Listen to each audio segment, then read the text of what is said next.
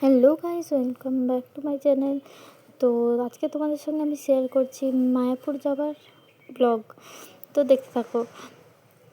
প্রথমে আমরা খড়গপুর হাওড়া লোকাল ধরে হাওড়াতে গিয়ে তারপর সেখান থেকে কাটোয়া লোকাল ধরে নবদ্বীপ ধামে নেমেছিলাম। সেখান থেকে লঞ্চে করে মায়াপুর, এই দেখো একটা নৌকা যাচ্ছে দেখো। তো এই দেখো মায়াপুরের মন্দির দেখা যাচ্ছে গাইস, কত সুন্দর দেখতে লাগছে দেখো। আর এটা তখন লঞ্চের মধ্যে ছিলাম, তখন ওই ছবিটা তুলেছিলাম। তো আশা করি তোমাদের ভালো লাগবে। ব্লগটা স্টার্ট করছি। এই দেখো, তো পৌঁছে গেছি আমরা ইস্কন মন্দির।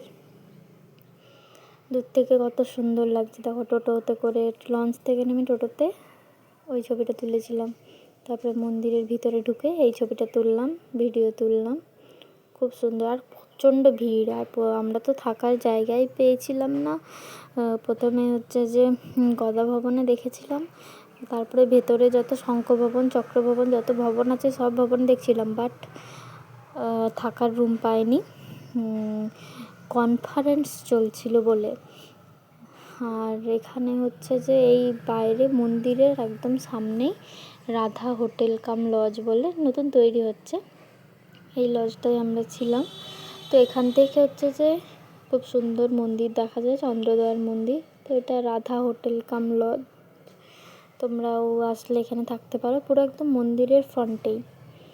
এখানে গাড়ি পার্কিং করারও জায়গা আছে, তোমাদেরকে দেখালাম। তো দ্যাটস ইট। ভালো লাগলে লাইক, কমেন্ট, শেয়ার করে দিও। আবার আসছি।